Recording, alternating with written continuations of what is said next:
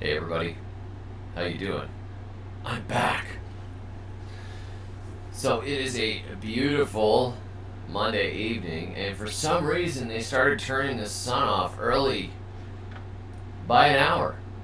So I figure we might as well redeem the time by talking about gardening. I can't garden outside anymore right now because the sun has been taken away from us. I don't know why this happens. You know, it's like one day the sun goes to bed at a very specific time. And then the next day, the sun goes to bed an entire hour different. It doesn't make any sense to me. Does it make sense to you? I thought we should have gotten rid of this thing by now. It can't be good for your circadian rhythms. It just can't. It says I sound distant and gravelly. I shouldn't. I am seeing that I have high audio. Did you check yours? Do I sound distant and gravelly to anyone else? Maybe I'm just a Sigma. Let me see here. Let's try this. How's that? Is that better? Testing 1, 2, 3. Did that fix something? My audio was doubling. Okay, good. I noticed that it looks like I have 2 audio inputs. No, it's not better. Yes, it is better. No, it's not better. Oh dear. Fix now but low. Alright, let's see. 1 second. Let's test this. How is this? Is this better? Is this any better this way? I have more than one thing here, so how's that? Is that better? Does that do it? Am I distant and growl? I'm just setting up this microphone again for the first time after a very long hiatus. So the volume is up. I'm right on the edge of maxing out, so I don't want to blow it out. But testing 1, 2, 3. How's that? All right, static is gone. It's telling me that I'm in the yellow now. So okay, good. I have a decent microphone, but I switched computers about 6 months ago. For a very long time, I was using my iMac, and an iMac, a mid 2010 iMac with 16 gigabytes of RAM that I did all of my editing, all of my streaming, and everything on. So the computer was 14 years old, and it would take quite a bit of time to export video, but I'm really stubborn. When I have something that I like, I don't like to get rid of it. Okay, how's that? Let's test this.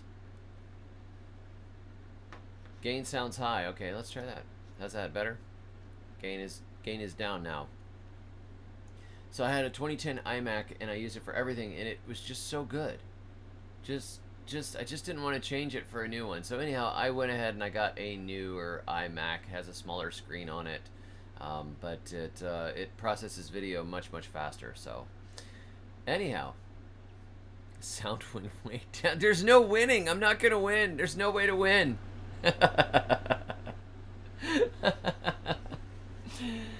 All right, maybe that'll do it. It doesn't look like it's maxing out here. So anyhow, welcome back everybody to the Goodstream. It has been a very long time, but I think I have my internet figured out. I think I have my mic figured out. And look at my backdrop. Do you see this? I spent the weekend, well, not all of the weekend, but a chunk of Friday and Sunday afternoon. I did some painting, and then all day this morning I put Hey Sawyer. Nice to see that joke again. I don't even have my guitar. Wait. So anyhow, I fixed the background and wanted to make it cool and dramatic, so I watched other YouTubers that knew what they were doing with lighting, and I threw some plants in here and I painted it all kind of a charcoal gray in the back. Very happy with it. It looks much better. What do you guys think? Better than the previous? Let me see if I can find the picture of the previous. One second. You guys are gonna like this, I think. Here, let's see if I can make. There we go. This is what it looked like previously. This is what it looked like previously. Wow. This is what it looks like now. Hey, look, I can move my face around. I didn't even know I could do that. Look at that. Did you know you could do that? You guys didn't know you could do that, did you? I could just move my face around, especially when I do it on accident like that. So anyhow, yeah, it was a little. That was pretty weird. That was a freeze frame from a video that I recorded, and it just didn't. Everything was very yellowy, very wood-like, and kind of blown out. And you know, I did a lot. This is a shed. This is a really nice-looking shed now. So yes, there's definitely a David the Bat in another universe. So anyhow, yeah, it needs a little bit more light. I have 3 lights on my face and 1 light on the back wall. This is as good as I'm gonna get for now. So anyhow, tonight I thought, hey, let's get back to talking about one of the best type of gardens that you can ever have in the entire world ever, and that is, well, it's in the title, so it's not really a surprise. So I can't be like, well, that is. It's a food forest. It's a food forest. I love food forests. I love food forests. I planted multiple food forests.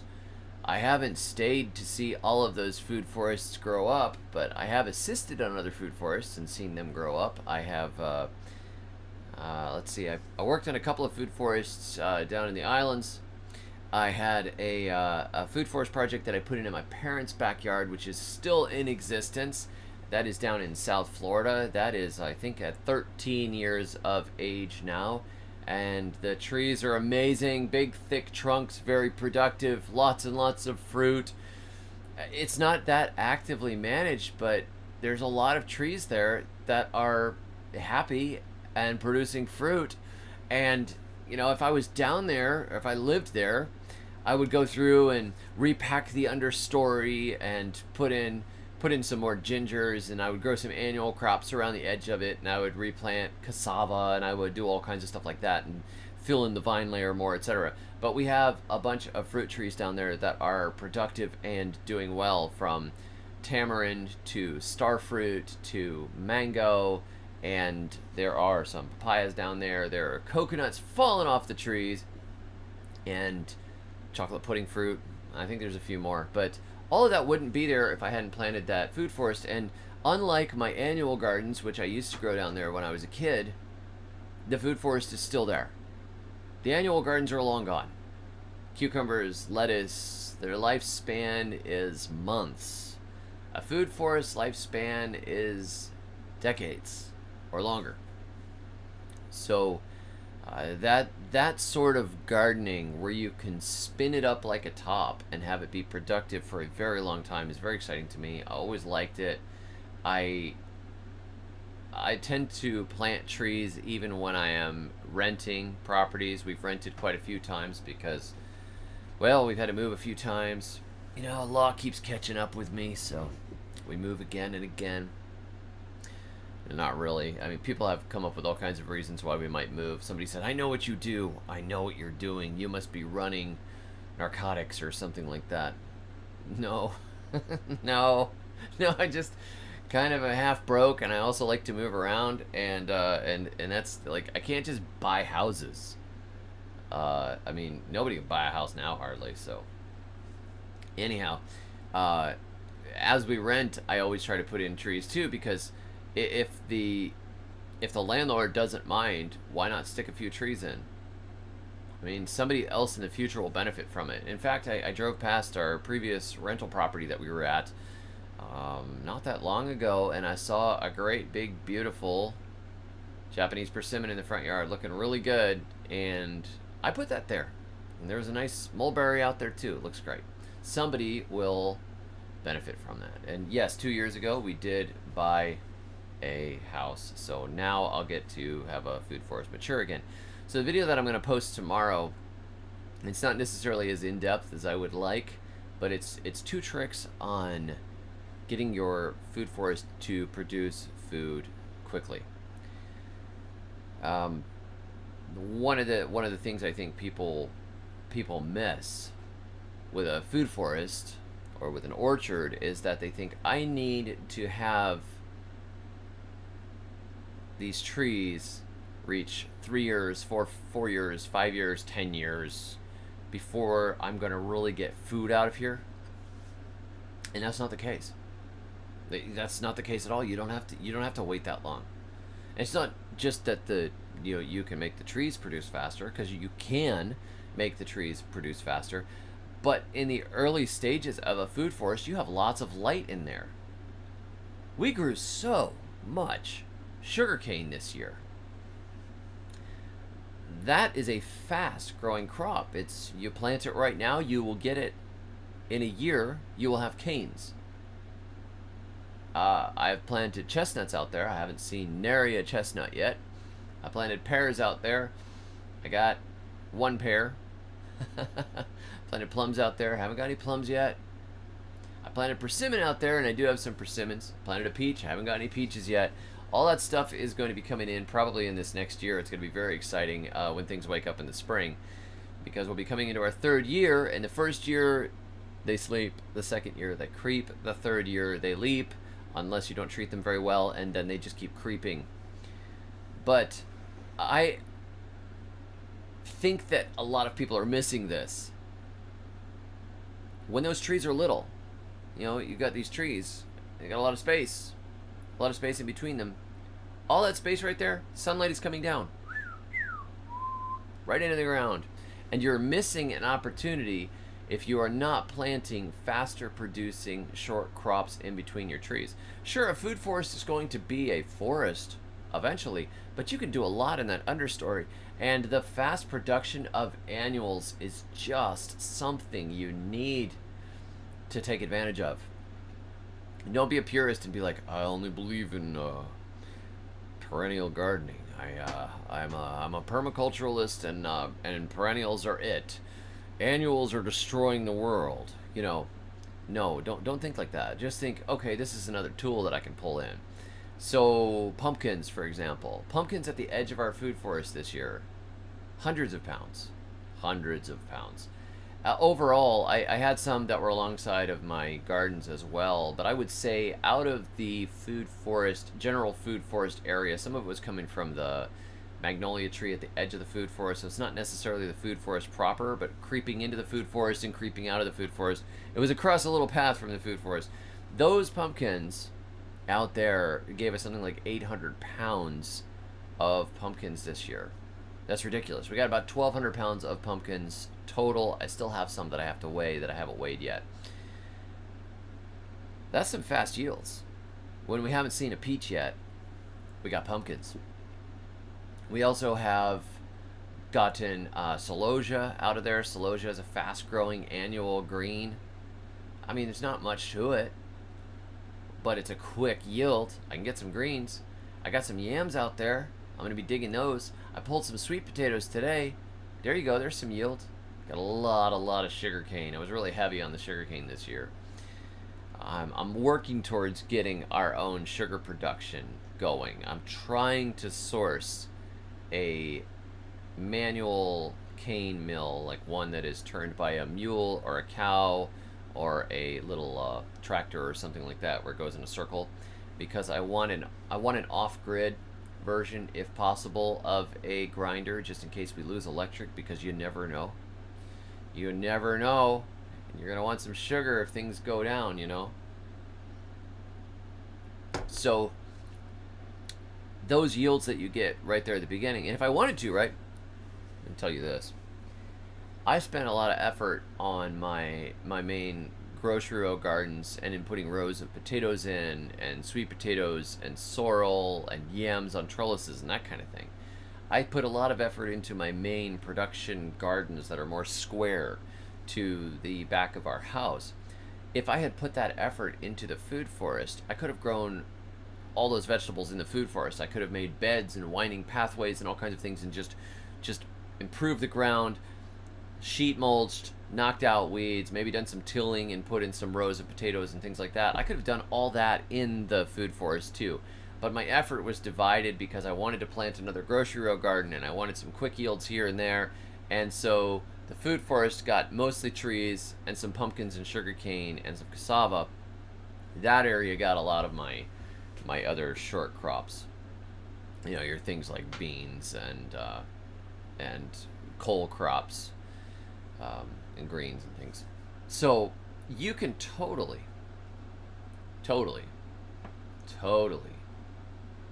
grow a lot of food in the very first year of a food forest. It doesn't have to be a thing that you're waiting 5 years, 6 years. You can get your yields really quickly. It's just a matter of doing it. And here's another thing.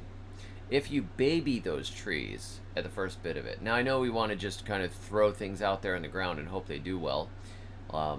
For example, today somebody posted a couple of pictures of pears and said, is there anything I could do with these pears? They've been in the ground a few years and they really haven't grown at all. Well, really the first few years, if you baby a fruit tree, it grows a lot faster.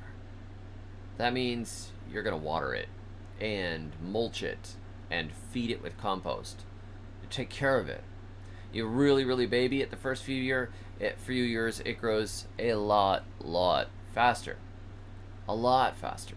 So if you just stick them in the ground and you expect that they're going to do well, they won't really do well. Sometimes they'll pull out of it and they're going to do all right anyways, but you might have a tree that is producing in 7 years instead of 3, or 10 years instead of 3 or 2. That it does make a difference how much you baby it at the beginning.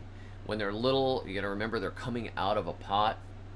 They have this much root ball, and you put them in the ground, and they've got 6 foot of tree over the top of that root ball. That's a lot to grow quickly to support that top. And they're not in a nursery where they're getting watered by overhead sprinklers every single day. You've stuck it in the ground, and if you don't water that thing, it's got a little bit of roots to support this entire tall top of tree with all those leaves on it. So it's going to wilt, it's going to suffer, it's going to struggle, it might drop its leaves, it might die back some. We had a starfruit that we planted in the South Florida Food Forest project, and it just didn't, it got droughty, and my parents weren't watering it, they were busy with other stuff, and it died back from about a 6-foot tree to about 2 foot with one little green shoot sticking out of the side of it. And I came down and I was like, what happened to this tree? It's bone dry, it's dying. And they were like, oh, we've been so busy we hadn't really paid attention to it, which is understandable. It was my project. It wasn't their project. So I was like, okay, oh boy, so every day that I was there visiting, I soaked it, and it started to grow. And then a friend of mine put a little sprinkler system back there right next to it with a little emitter, so it would just get water, and then it got watered pretty regularly. And now that tree is big and happy and healthy, but it got really close to kicking off, and it didn't grow nearly as fast as it should have. It went backwards instead of forwards. So if you're babying it at the beginning, boom, speeding up. You're going to get fruit faster as well. So if you're taking care of annuals in your garden and you're taking care of them and watering them, and you're out there wandering around and you're carrying the hose around with you, or you put a sprinkler out there, that extra effort that you're putting in on the annuals is also going to be bringing water and fertility, hopefully, to the rest of the food forest. So your trees are going to grow faster, which is why in the grocery row gardening system, I've got the annuals and the trees together. And the trees in my grocery row gardens are ridiculous and way overgrown compared to the ones that are in the food forest that don't get all the water and the care and the love that annuals get. So just something to think about.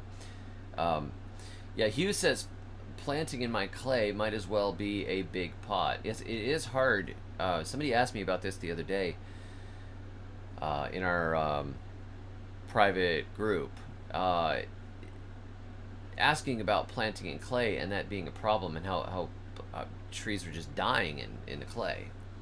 So one of the things that you can do, there's a couple of things you can do, but one of the things that you can do is to buy bare root trees and plant them directly into the clay, so they have no soft, fluffy little bit of dirt around the root ball.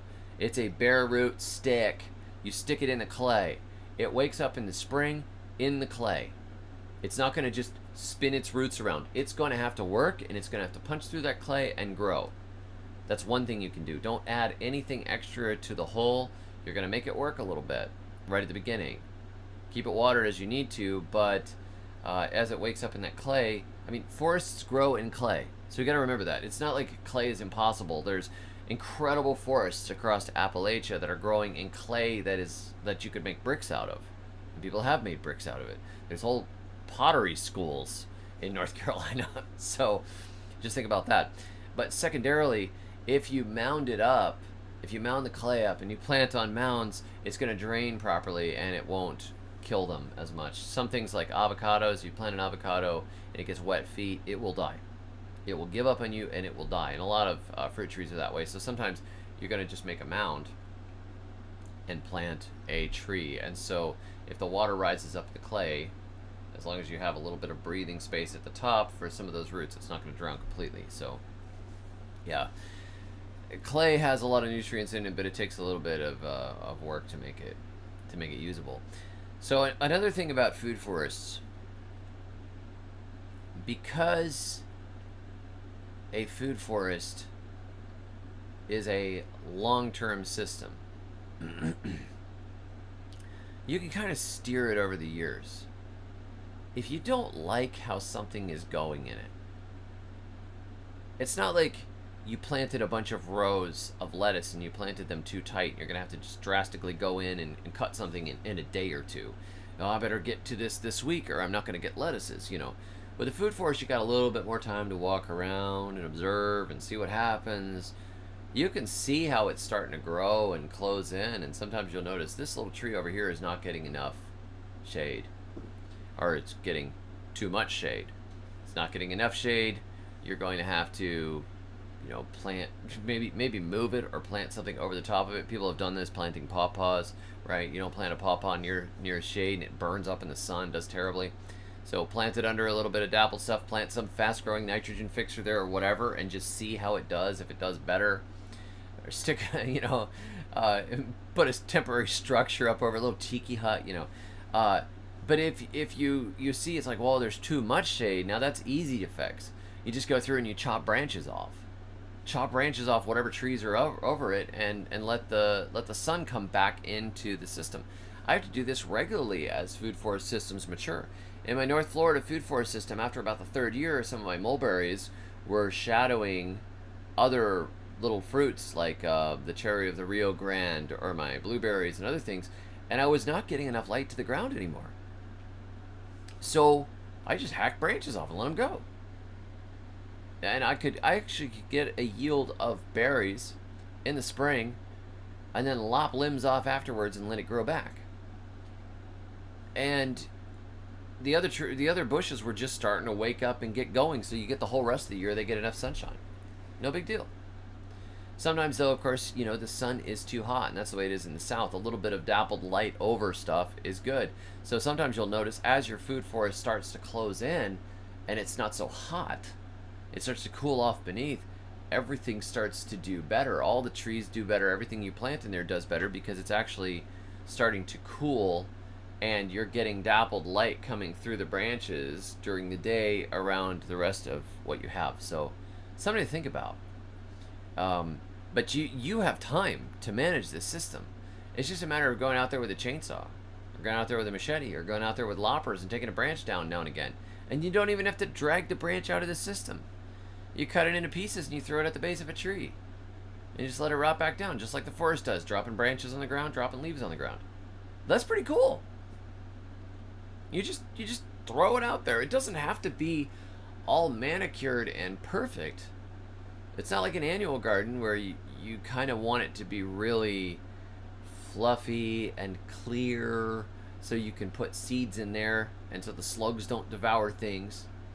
You know, it could be a big, rough bunch of branches and stuff you throw on the ground. Today I threw a whole bunch of sugarcane stalks, crushed sugarcane stalks, because we went to a cane boil this weekend. And I just loaded the back of my pickup truck up with crushed cane stalks, threw them on the ground. Just threw them on the ground. Big old massive pile of them, you know, 1.5 feet thick. That area is going to, the weeds there in that part of the food forest will get killed back. I could put some pockets in there of compost, plant some pumpkins on there, let them run all over that area, and that area is going to be spongy and beautiful. And it's feeding a chestnut tree that's there, and it is feeding a mulberry tree that's there, and then I have some sugarcane alongside of it, so it's going to feed all of that. And it's also just going to knock the weeds down so I don't have to mow that area. It kind of expanded one of my islands. A food forest doesn't have to be a planned system right from the beginning either. And you can start putting things in the ground. Just stick stuff in the ground. Stick stuff in the ground and see what happens. This is not rocket science. It doesn't have to be. I'm going to send you a link right here. If you guys want to watch, I figured out how to do something cool in my community. You can get a free trial if you want to. It'll allow you to be in for free for 7 days. You can come as a member and then talk to everybody and see if you like it, which is kind of nice because I kept explaining, listen, I'm helping people and we're doing Zoom calls and I've got all these courses and stuff. And people are like, I don't want to really join. So you can go and check it out, and then if you don't like it, that's fine. But you can go and watch it. But I show how to lay out a food forest in an hour. About an hour. How to lay a food forest out without graph paper, without a permaculture design certificate or anything like that. And it's in the, if you go to that link and you sign up, there is a area that's called the classroom. And in the classroom is where I've been posting all of these more in-depth training videos. We did a 5-part food forest course, how to start a food forest the easy way. So it's my philosophy of food forests, which is get her done instead of let's fiddle around and plan and dream for 2 years, you know. So this is like get your food forest in now. So you can see, I think it's in this second video in that 5-part series. There's 2 more parts that are coming soon, but I was waiting for it to get cooler because it's kind of, you know, you're going through the year in a food forest. But I think it's in the second section. I show how we just use some markers and we plan an area out really quickly, and you can just lay the whole food forest out. And guess what? If you make a mistake, who's to say it's a mistake? You know, I've seen pecan trees growing 10 feet away from each other. If something gets in the way, you can cut it down. And you can start your own trees from cuttings and from seeds. And you can trade other people. I mean, I've gotten bare root trees for like $14 a piece, $15 a piece. You plant 10 of them, it's $150. 10 of them, right? 5 of them die. Terrible, sad. Something's in the wrong place. Oh, it's so painful. No, it's not a big deal. How much do you spend on groceries, right? If you had one of those trees live, in 3 or 4 years, it could easily make you $150 worth of fruit. We're not deliberately trying to wreck things, but sometimes planning right from the beginning, it's very hard to plan for contingencies, and trees die anyway. So you may have a really nice plan that you think you've dreamed out, and then this thing dies and that thing dies, and you get all upset and your plan's falling apart. You had 2 trees that were going to pollinate each other. One of them grows 20 foot tall and the other one dies. So just the year that the one really starts to fruit, the other one kicks the bucket, and then you have to plant another one, and it takes 4 years before it starts to bloom. Meanwhile, the other one's blooming every year, and you're not getting everything. So you overplant more than you think you need. And then if something gets in the way, you cut it down with a chainsaw. And this is the way to do it, right? And Carl says, any plans you make will change once you start digging in the dirt, and any food you grow is better than when you don't. Don't let the perfect be the enemy of the good. Yeah, that's exactly right. It's the biggest mistake you can make is not to do it. Just I mean, just plant something, right? I mean, you could go over and you could watch the course if you want some inspiration. Go over and sign up and watch the course, and then you can just decide you don't want to stay. That's fine. But it's important to whatever inspiration you need to get started, to just take it and go do it, and to just say, I'm blocking in this weekend and I'm going to throw this thing in the ground. We just did a food forest challenge over the months of September and October. It ended on Halloween. I helped over 50 people in my community start their first food forest. And I think 29 of them actually finished planting a small food forest. I gave a list. You're going to plant this many trees, this many shrubs, this many perennial vegetables or herbs, and whatever other vegetables you have, and you can you're going to get it in by Halloween, all right? And so we all started posting pictures and sharing pictures, and I did the challenge too. I picked a spot alongside the edge of our cow pasture that was just kind of empty strip of grass that I have to mow anyways, and I made this sort of strip of food forest, and everybody posted pictures and asked questions, and we had people from all different climates, and then people are now posting pictures of their finished plantings. And going into the fall, it's going to go to sleep, it's going to wake up in the spring, and those trees are just going to really fly. But sometimes it just takes a kick to say, hey, I need to get this thing done. I just need somebody to say, go do it. Or I need to get my own mind into gear so I can just be my own taskmaster and say, plant food forest is on my list for this Saturday morning. And then you just got to go do it. And you can change things over time. You can move things. I mean, if you decide within the first year or two you didn't like where you planted that peach tree, you just wait until it falls asleep in the winter, and then you dig it up and you plant it somewhere else. But obviously, you know, it's best to leave the trees in the ground. But, you know, you're going to just sort of pace it off and find a nice flowing organic pattern of some sort and plant. Because remember, the forests are planted by lots of seeds falling on the ground and then growing where they're happy, and then later we come through and we cut these little woodland paths, and we like to walk through here, and we like to harvest wood here, etc. We make a little order out of the system often. Maybe put a little ATV trail through it, right? Put a deer blind over there, put a picnic table over there, whatever. But you know, these systems look beautiful, and they aren't elaborately planned systems. It's things falling on the ground and growing, and you can do it a lot faster yourself, starting with some trees from a nursery, or starting your own little backyard plant nursery space that you can grow stuff out on. So it doesn't have to be a really ridiculous, complicated planning thing. So it really, you just got to go and plant. Yeah, Steve says, I tell customers the best time to plant a tree is 5 years ago. That's right. And the second best time is when?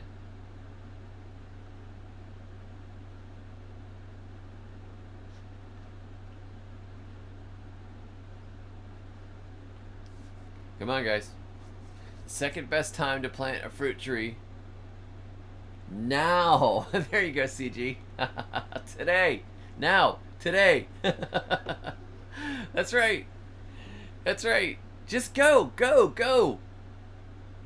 Go. You can plant trees in the fall. You can plant trees in the spring. One of my best times to plant trees is usually in February, when I can plant bare roots, because bare root trees tend to do really well. Yeah, yesterday is good too, if you thought about it. So, yeah, it's funny. The food forest system, I mean, so long as you don't do anything really dumb, like, you know, plant a fig directly over your septic tank, it doesn't have to be a big deal. I remember being in the Caribbean and seeing these hillside kind of orchards of trees with fruit trees planted in these kind of semi-random patterns all over, and then little patches where there were yams growing on stakes, and a little bed of cabbages over here and everything. I said, you know, this is almost a food forest right here. Some of them really were food forests. And it was I got another breadfruit that my friend gave me, and I'm going to plant that piece over here. And they would just plant a breadfruit over there and just let it go. And they would plant a couple of coffees when they had some coffees. You could go down to the government nursery and get coffee trees for $2 American. They would put a mango over here, they put a starfruit over here, and next thing you know, in a few years, that hillside was a forest of food, and it was just the fruit were dropping and rolling down. So, Acres says, any advice on what to plant over a septic drain field? Non-edibles, of course. Well, it depends on what you're pouring down. I mean, if it's just your, septic waste going in there, it's no big deal. If you're pouring chemicals down, it's, I wouldn't plant food, but it's really not that bad, probably. If it's just water and human waste, but that's beneath the ground, it's getting digested, it's not splashing up on the roots, not a big deal. But generally what I tell people to do is, if you're going to plant over a septic drain field, plant something you can use for compost. Plant a bunch of sun hemp, that sort of thing. Cover crops, plant some grains, whatever, that you can chop and use. Rye is a good one. Sun hemp is a good one. You can use those and you can make your compost out of them, and anything that makes a good bit of mass and that isn't going to destroy the septic field. But particularly annuals are pretty good. And the other thing you can do is you could plant a little meadow of flowering plants that'll bring in all the bees and the pollinators and the good guys that are going to help in your food forest. So, Grandma Zoo says, my fig tree is 12 feet from my well house. Is this a worry, DTG? No, probably not. There's probably a shaft of your well that is encased and it's going straight down, 70 feet, 100 feet or whatever. Wouldn't worry about it. It's probably fine. Large grasses, Mexican sunflower, yeah, exactly. Exactly. What's a good plant to have near Moringa? I'll just answer questions now. I think I said what I need to about food forest, but if anybody has any more questions about food forest, jump in.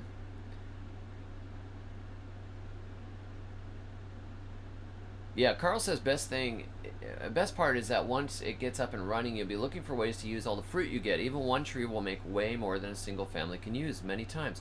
Now see, this is another thing too. People say, what would I do with 200 pounds of apples? Okay, well first thing you're going to do is you're going to save some of those apples for yourself to eat, right? Then you're going to make some applesauce. And you might make some apple cider. Maybe you freeze some apple cider. Wouldn't that be cool? Maybe you could put 10 gallons of your own apple cider away in your freezer. Oh, that's pretty cool, right? And after that, you might try making hard cider. Maybe you'll make apple brandy. Maybe you dehydrate some apples. Okay, now I still got too many apples. That's only dealt with 40, 50 pounds of my apples. What do? I got too many apples. Well, do you have friends? Give your friends some apples. Do you have enemies? Give your enemies some apples. Go give apples away. Make friends. Tell you what, when we get extra produce, I'm always bringing little bags of produce or pumpkins, sweet potatoes, whatever, to people's houses and giving them away. I mean, it doesn't make sense to hoard it, right? If you plant extra, you have extra to share. And a lot of people don't have extra. So bring them extra. I brought something like 40 pounds of cucumbers to church last year. And I just spread them on a table. And I was like, everybody, help yourself. I had too many cucumbers. It was so many cucumbers. I was sick of making pickles. And I was growing some for seed, and I just had a whole bunch of extras. I was like, you know what? I'm just going to give them away. Why not? They came free. They're cheap as dirt, right? I grew them. I got too much. Too much. Terrible. I'll give it away. You got too many, give it away. I mean, it's a great problem. Another thing you can do is you can get a pig. A pig is a great recycler. You will not have too much food anymore. Every apple that has a bruise or a hole in it or whatever else, over to the pigs, you turn it into bacon. That's really cool. Your chickens will recycle some of the extra produce. Today I was able to score a whole display of pumpkins that were being gotten rid of. It's it's 11 days after Halloween. I guess the pumpkin market has dried up. And somebody said, do you want all of these? I said, sure. But I don't have pigs right now. My pigs are in the freezer. So I thought, I'll just take them and I'll compost them. And then I thought, no, I got a friend who raises pigs. So I loaded them all up in my car and I called my friend. He said, you know what? I'm in town with my truck right now. I said, awesome. Come over and get pumpkins. Can you use them for your pigs? Oh, totally. Okay. So I had a few hundred pounds of pumpkins that were in my possession for 4 hours, and now they're in somebody else's possession, and it was a blessing because it didn't go in the dumpster. But at the very, very worst, let's say you don't have any friends, you couldn't give them away, and you planted a tree and it makes too much fruit. What happens to the fruit if it falls on the ground? It rots away. It becomes compost. It feeds some animals, it feeds some bugs, it feeds the worms, it feeds the tree again. All of those fruit came from the dirt to begin with, and they're just returning to the dirt. There would be no extra fruit if you had never planted a tree. So all of those things basically came out of thin air, and now they're going back into the dirt. So did you really lose anything? You don't have to get feeling really guilty over it. Give them away. It's beautiful. Hello, Palmetto, Florida. Michelle, nice to have you here.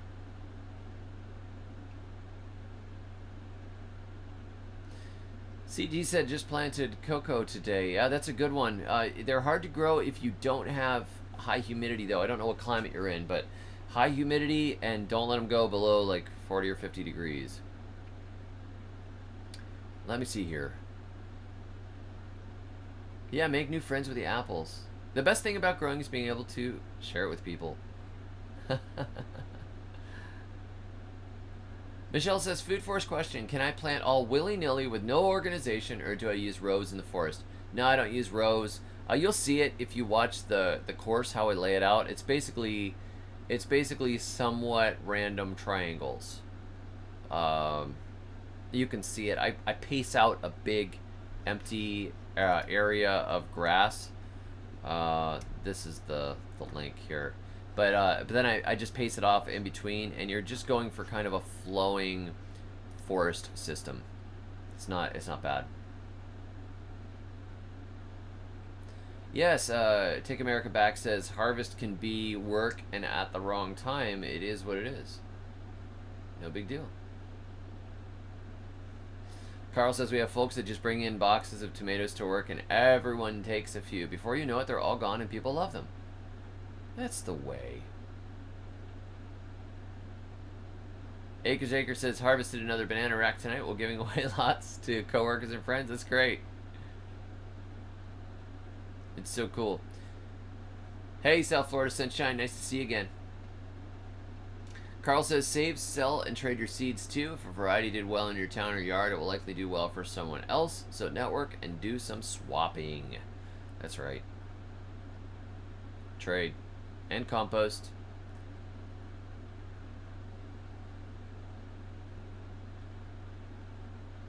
How about mushrooms? Yeah, you can totally grow mushrooms. I'm not much of a mushroom grower. I tend to just harvest wild ones.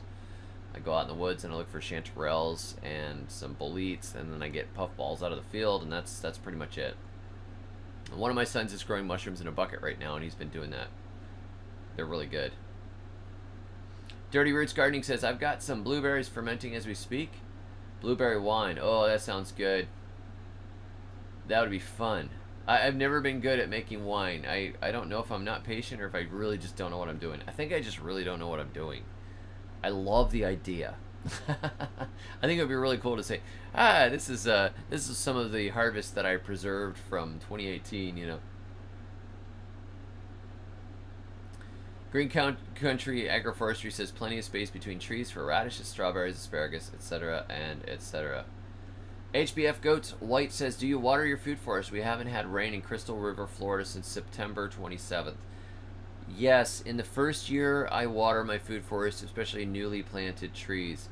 We had that same drought, very long drought. It just broke here. last week, and the rain came back, and it was getting really hard on stuff. I had to go out and spray the grocery row gardens, but the food forest being in its second year, it was suffering, but it wasn't dying yet. I watered a couple of trees with the hose, and I just waited because it's a long run to get out into the food forest. I don't have water out there. It would be really nice to have water out there. It's on my list of things that I should do, but I don't get around to because it's expensive and time consuming. And I also don't have a well. I really need to get a well first, and then I can get it out there. But in the first year, you should definitely water your food forest to get it started. After a couple of years, you don't have to water it anymore. Unless you're in a really low rainfall climate, then you might have to. But generally, if you plant the trees that kind of like your climate, once they get established and the roots really get in the ground, you don't have to worry about it anymore. And I know I lost a few plum trees. I had a couple of little bare root plums that I stuck in this year. They were itty bitty little native plums. I think I lost them in that drought. It was so bad. Leah says, do you have any favorite types of Japanese persimmons? Yes, I really like the Hachiya persimmons, the astringent, large, acorn-shaped persimmons. I very much like the astringent ones. I actually just got a few more persimmons from A Natural Farm in Howey in the Hills, Florida, and I'm going to put them in the food forest too. It's getting there. Jen in Bama says, best place to plant Moringa. It's not doing well in the summer. I'm thinking too much shade. Yeah, they like full sun. Give it full sun. Definitely. Give it a little bit of love, a little bit of compost around it. It'll do better. And don't overwater it either. If you water them too much, especially when they're little, sometimes they'll get rot.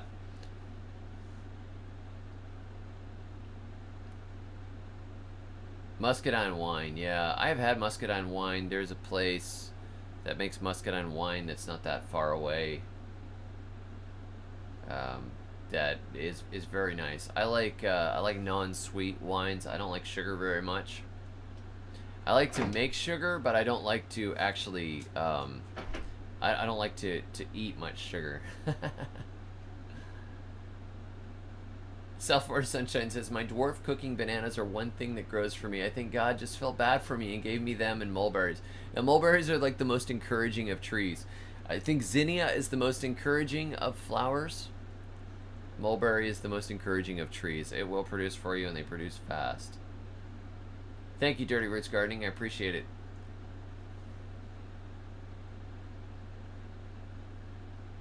Carl says, it's been super dry here in North Florida until the last couple of days. It had been 5 to 6 weeks with virtually no rain. The grass was crispy when you walked on it. Oh yeah, same here. How often do you water a newly planted food forest? Well, it depends on if you have mulch or not. If you water really well when you plant and you put some deep mulch around the trees, you can get away without watering for a few weeks. However, if you don't have mulch around the trees and you've just put them in, you should be watering them probably twice a week. But I am just not very handy. I am a terrible engineer. God made some people better at certain things and worse at other things. And when it comes to plumbing and engineering, I am really dumb. It's probably like, I don't know. It's really possible. It's like, give me plants, but plumbing, I don't know. And I'm always afraid that I'm going to spend money getting supplies to do something, and I'll do it wrong and just waste the money.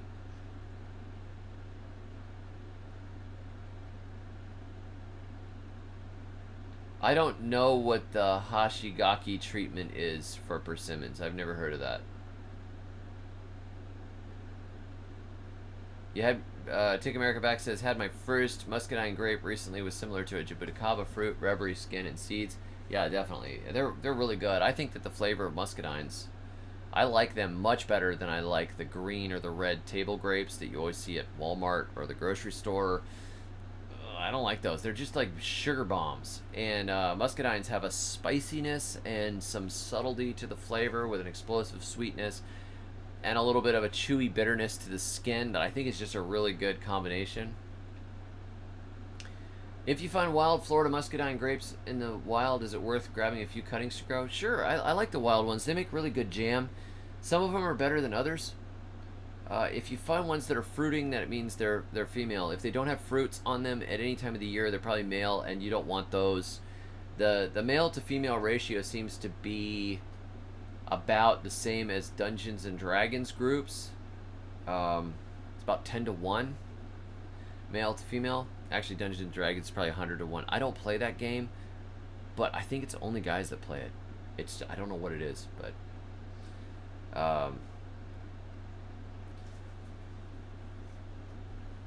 our muscadines are hitting between 15 to 17% sugar when we have enough to make wine with. Will that be fun? Oh yeah, that'll be fun. Yep, the name of the tree or shrub that grows fruits on the trunk is Jaboticaba. I bet the iguanas love that that moringa tree. They love their salads. I've heard that there's some buffering. I see it's giving me a warning. I can't fix it. This is the problem with, you know, having this internet out here. It can be a problem. Deep mulch, I would say mulch of 6 inches to a foot. I prefer a foot.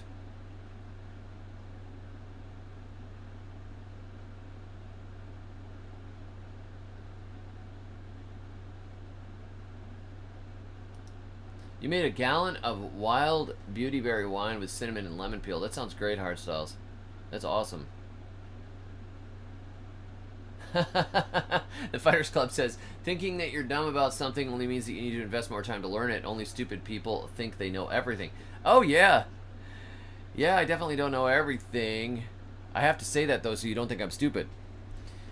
But anyhow, yeah, I would have to invest the time to learn it. I was actually having this conversation with one of my kids today, talking about, I don't remember what skill it was. I think it was sewing. I was talking about sewing. Like, to actually sew a shirt or a pair of pants or a jacket takes a sizable investment in time and a large learning curve to do well. And you have to really invest the hours to do it. Do I have time to invest the hours to do it? No. Do I have the inclination? Not really. I love the idea that I could sew my own shirts. That's super cool. Like, I could get a linen sheet from the thrift store, right? Maybe I'll find a true linen sheet. I get a deal on it. And then I could sew some shirts and maybe do some batik or whatever. No, you know what the learning curve is on that? It's a lot of learning curve. So most of my effort goes into researching what makes better videos, researching, I read a lot of theology. I'm currently reading a biography of Saint Jean-Marie Vianney. I read a biography of Saint Bernadette recently. I'm reading a book, Alan Chadwick's Enchanted Garden, on Alan Chadwick's garden project out, I think it's in California, from the 1970s. I am reading Hugh Richards' book. So a lot of my time investment is actually going back into, you know, trying to research agriculture and then doing the testing in the garden and planting new things, you know, that sort of thing. So there's kind of a, not that it's not possible for me to learn it. I appreciate the vote of confidence. It would be possible, I'm sure, but it's just a time thing. You know, when I would have to change some of what I do probably, and so I'm just gonna learn how to do plumbing. You know, I did that when I learned how to have a plant nursery. I went and worked for a plant nursery as a volunteer for a few months until I could figure out how to do it, because I really wanted to learn it. So I have not had cherry plums.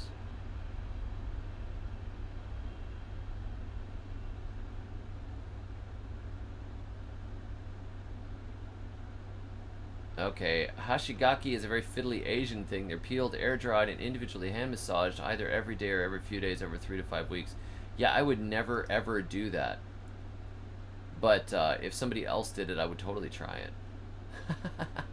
I didn't even do really great at like cheese making. You know, there's a lot of fiddly, there's a lot of steps to it and stuff. I'm like, oh, so many things. Yeah, eggplants could be a substitute for mushrooms. I could see that. That would make a good druid or bard. Maybe a monk. It would be cool to be a monk. I got to visit a monastery this last summer, and it was awesome. Like, they chant the psalms, I think 5 times a day. That's pretty cool. Buffy the Vampire Buffer. That's good. Roll a d20 and add your charisma bonus.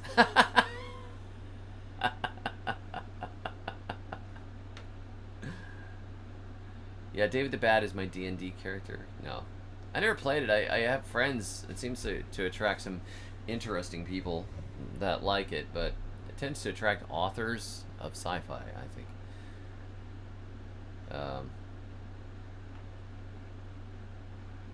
You taught me so much, Grandma Sue says, that I am annoyingly aggressively helpful and drive my family crazy.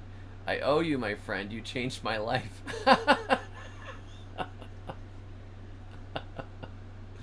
That's funny. Hugh says, my granny was really bad about pinching cuttings off of plants. We thought we might have to put her in a straitjacket when we took her to the flower garden show. Man, gardeners are generally the nicest people in the world, but they're kleptomaniacs when they go through the Home Depot gardening section. It's terrible. How did you get the Freon out of the old refrigerator safely? We followed all EPA regulations.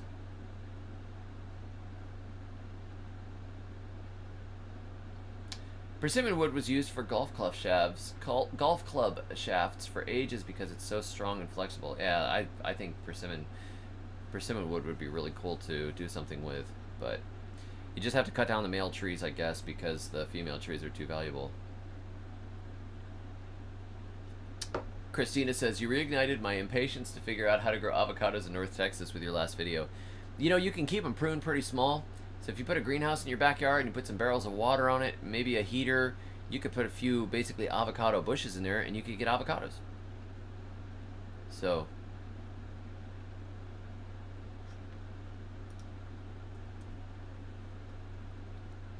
I huffed the Freon, okay? Because I'm now a cool character.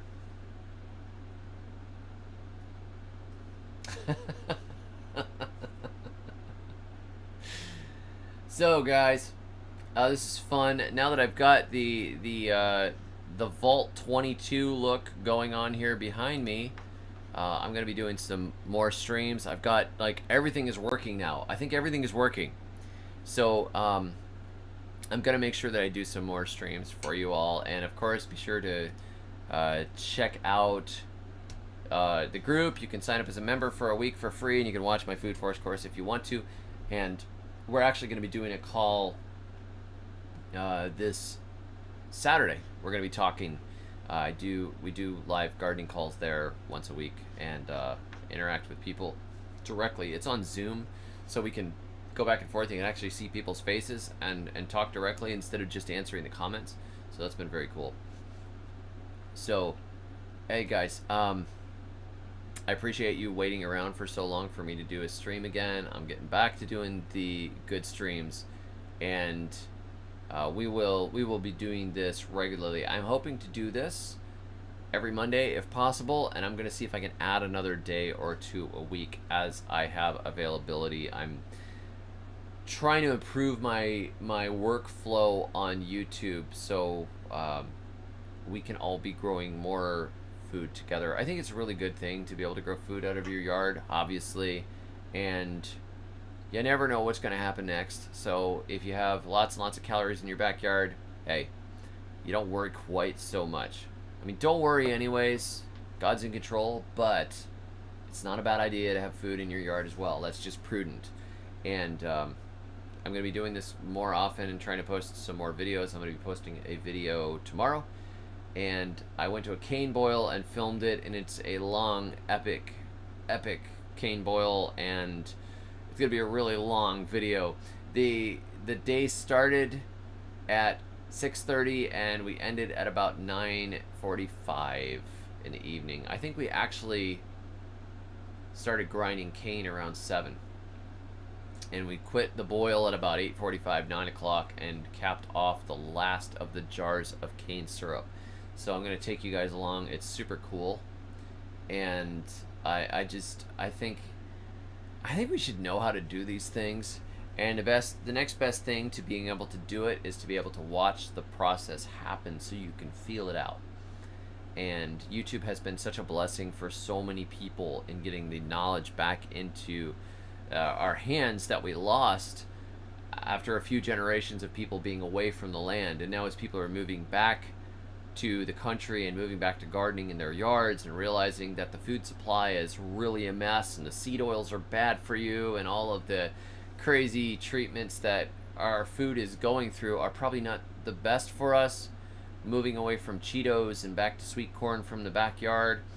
This kind of information needs to get out and people need to see it. So I'm going to try and be, documenting more of these old processes so you can see how they work.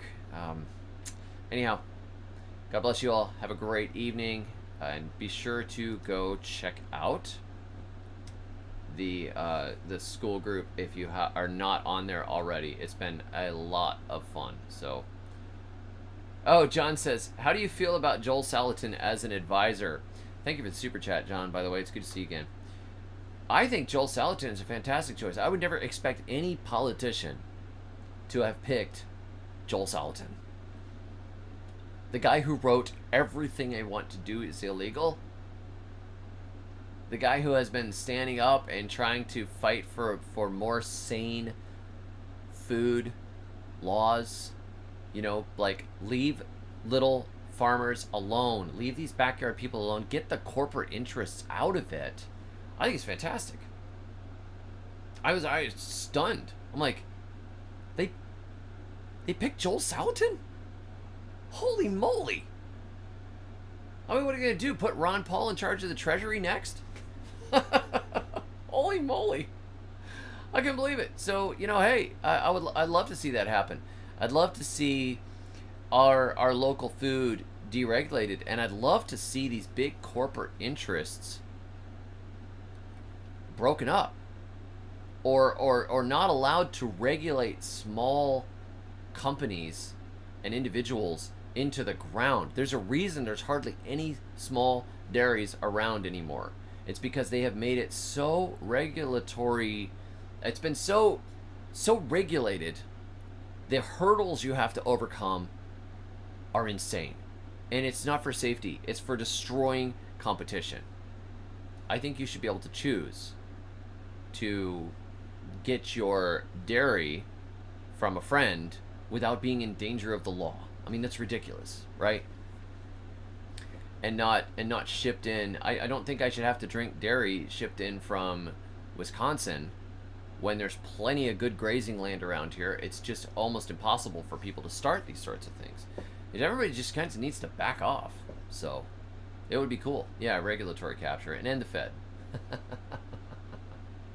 So anyhow, it's very interesting to see, and I would love to see I would love to see a lot of this stuff rolled back if possible. There is a series that was on the BBC back in the 1980s called Yes, Minister. Yes, Minister is about the inside of the politics that's going on. Well, this minister is in there and he's got these great ideas about how he's going to fix this and fix that and the other thing. And everybody, there's like thousands and thousands of bureaucrats that are just there and in the way to keep him from doing any of those things. And they always have great reasons why you can't do it. It's hilarious and it's upsetting. It's so bad. It's so painful.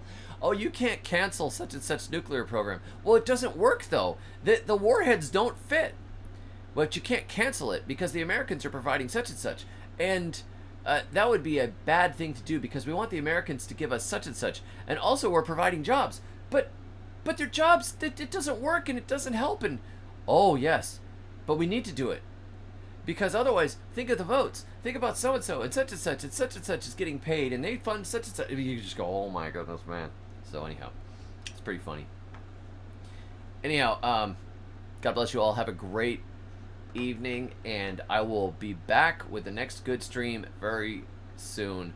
Thank you all for tuning in. Thank you for the super chats. Much appreciated. I will answer gardening questions for tips or for free. Love you guys. Have a great evening. And until next time, may your thumbs always be green.